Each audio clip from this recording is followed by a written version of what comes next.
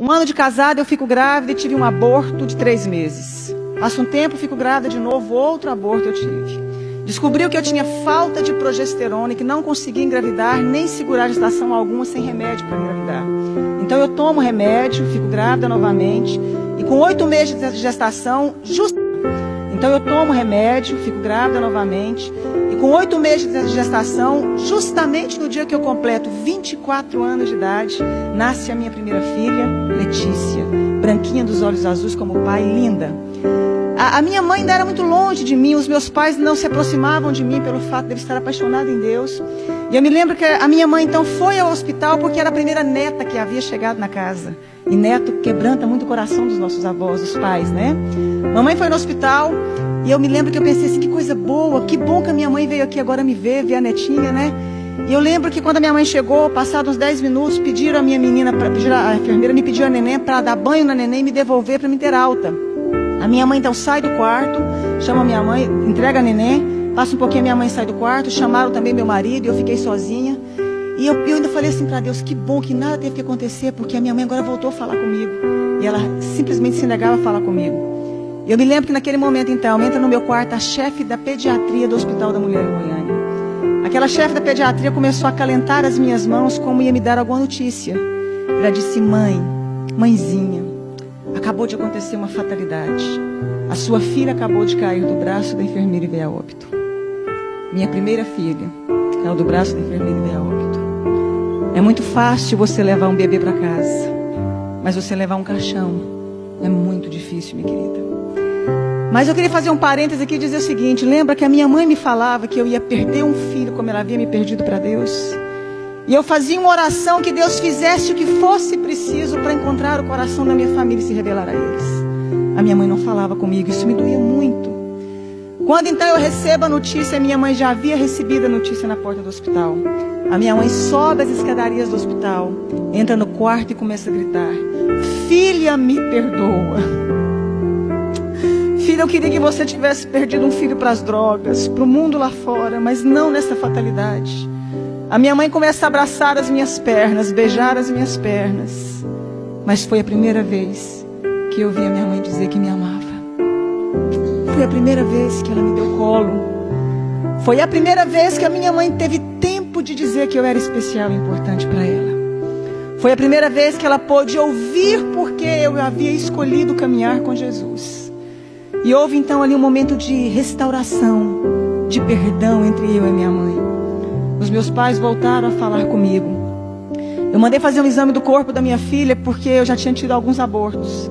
30 dias depois chegou o laudo do exame. Eu descobri que a minha filha havia nascido sem cálcio e sem glicose. A Letícia jamais iria andar e teria convulsões simultâneas. E a minha médica fala para mim, adota um filho porque você não pode mais ser mãe. Mesmo com os remédios, sua filha veio com problema.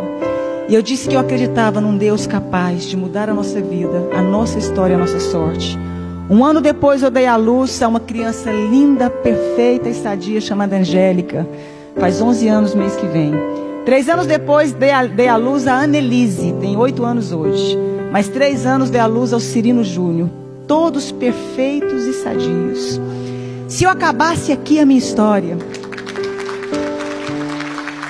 você já poderia dizer que esse Deus é maravilhoso.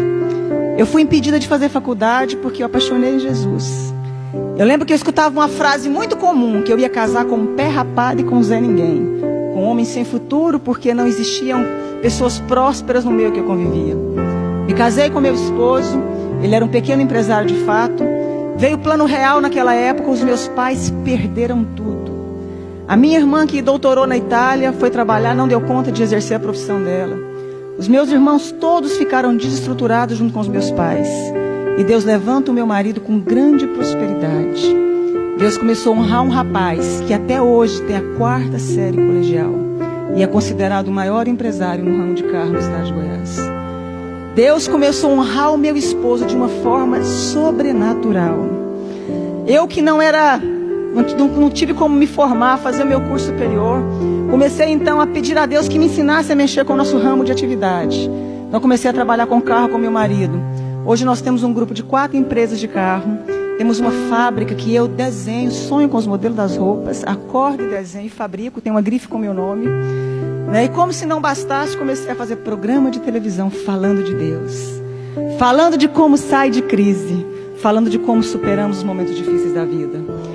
E aí, autodidata ainda, Deus achou que não estava bom, me fez virar escritora. Tenho 35 livros escritos, 7 deles editados, E sou presidente também de uma ONG chamada Mulheres que Fazem a Diferença. Eu pude entender algo na minha vida. Que quando a gente acha que a gente não é ninguém, e que não tem como mais resolver a nossa história, existe um Deus capaz de fazer um milagre na sua vida. Existe um Deus capaz de mudar toda a sua história. Para terminar, os meus pais, quando perderam tudo, vieram trabalhar para nós. Meu pai trabalhou como meu motorista há muito tempo. Agora eu dei um caminhão para ele trabalhar na cidade do interior, cuidando de frete. A minha mãe é a chefe da minha fábrica. Os meus irmãos um tempo trabalharam conosco. Todos eles vieram trabalhar conosco. Deus, meu pai um dia chorando me disse, um dia eu te disse que Deus mudasse a sua história, mas eu não imaginava que eu fazia parte dela. E eu quero dizer uma frase para você, dentro do nosso tema. A pessoa que é covarde, ela não tenta fazer nada na vida. O fracassado, ele não termina. E o vencedor não desiste. Você nasceu para vencer.